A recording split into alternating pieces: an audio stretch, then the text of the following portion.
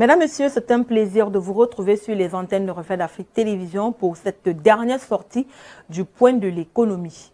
Au Cameroun, la Caisse de dépôt et de consignation CEDEC déclare avoir perdu au 30 avril 2025 83,5 milliards de francs CFA au titre du transfert des fonds dormants.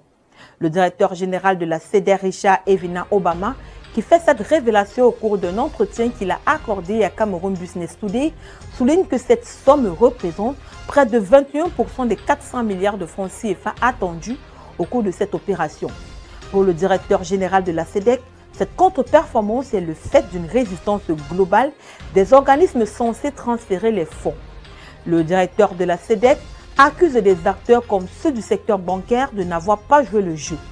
Il soupçonne les banques d'intelligence avec la Commission bancaire de l'Afrique centrale, le COBAC, afin d'interdire le transfert des avoirs en déshérence. Cette mesure du gendarme financier de la Communauté économique et monétaire de l'Afrique centrale et de la Banque des États de l'Afrique centrale a, selon le directeur général de la CEDEC, plombé l'opération. Si la CEDEC reconnaissait que le régulateur avait pour mission, entre autres, de superviser les activités des caisses de dépôt, elle lui contestait le fait de considérer ces entités comme des banques. Cette distinction, malgré les échanges entre les deux parties, n'a débouché sur aucun consensus. Soulignons que cette sortie médiatique intervient un an après l'ultimatum lancé par le Premier ministre chef du gouvernement, Joseph John Ngouté, aux banques opérant au Cameroun.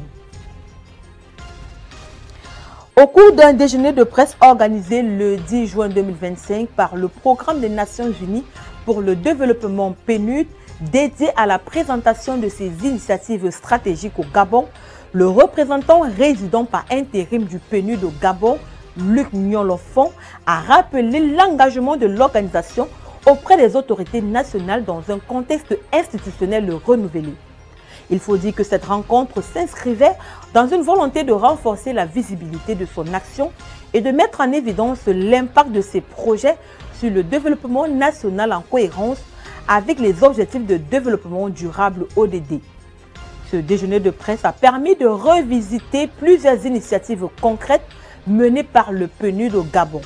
Parmi elles, le projet d'appui au cycle électoral au Gabon qui a facilité la formation de plus de 500 observateurs citoyens, renforçant ainsi la transparence et la participation démocratique. Autre projet phare, le programme d'urgence et de développement communautaire financé à hauteur de 200 millions de dollars par le gouvernement gabonais vise à transformer les conditions de vie des populations rurales et périurbaines. Il apporte des solutions concrètes en matière d'accès à l'eau potable, à l'énergie, aux soins de santé et à des opportunités économiques durables. La Commission européenne a décidé d'interdire à l'ensemble de certaines compagnies aériennes africaines certifiées d'opérer dans l'espace aérien de l'Union européenne, invoquant de graves préoccupations en matière de sécurité et des défaillances réglementaires. Toutes les compagnies aériennes de Tanzanie, du Soudan et de la République démocratique du Congo ont été mises sur la liste noire par la Commission européenne pour des raisons de sécurité.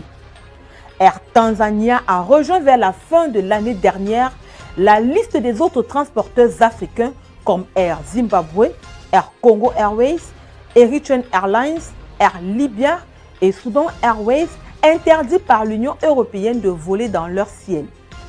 Djibouti, l'Érythrée, l'Angola, la Sierra Leone, le Libéria, la Libye, la Guinée équatoriale et le Congo-Brazzaville font partie des autres pays africains dont les compagnies aériennes se sont vues interdites d'opérer dans le ciel de l'Union européenne parce que les autorités aéronautiques n'ont pas exercé une surveillance adéquate des exigences de sécurité. L'Union européenne a interdit un total de 169 compagnies aériennes de son espace aérien, dont 142 compagnies aériennes de 17 États et 22 compagnies aériennes certifiées en Russie, dont Air Zimbabwe. 2 d'entre eux en Asie sont soumis à des restrictions mais peuvent opérer sur le territoire de l'Union européenne. Cette mesure fait suite à une évaluation approfondie menée par des experts de la sécurité aérienne de l'Union européenne qui ont conclu que les autorités de l'aviation civile des deux pays ne sont pas en mesure de garantir le respect des normes internationales en matière de sécurité. L'examen a mis en évidence des lacunes importantes tant au niveau opérationnel que réglementaire. Parmi celles-ci figure une pénurie de personnel qualifié, l'inefficacité des mécanismes de supervision des opérations de vol et du maintien de navigabilité, ainsi que la non-conformité des autorités de l'aviation civile et des transporteurs certifiés aux normes de sécurité internationales.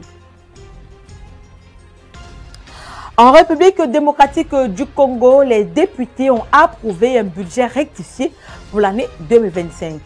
La dégradation de la situation sécuritaire dans l'est de la RDC a joué sur les finances du pays. Avec un taux de croissance et des recettes en baisse, le gouvernement a dû revoir sa copie concernant la loi de programmation budgétaire et baisser le budget de 1,7%. L'objectif pour l'État congolais est de continuer à financer l'effort de guerre alors que les dépenses sécuritaires représentent aujourd'hui 2% du produit intérieur brut et que le niveau de recettes affiche un manque à gagner de plus de 2000 milliards de francs congolais, soit environ 700 millions de dollars américains, à raison des pertes dans les provinces passées en partie sous contrôle du groupe armé AFC/M23.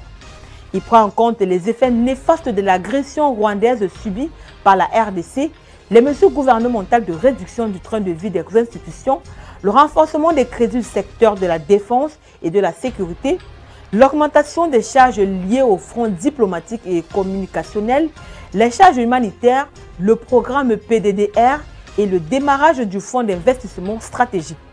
Il met également l'accent sur la gratuité de l'enseignement, la couverture santé universelle, la poursuite du PDL 145T, la diversification de l'économie et la préservation du pouvoir d'achat.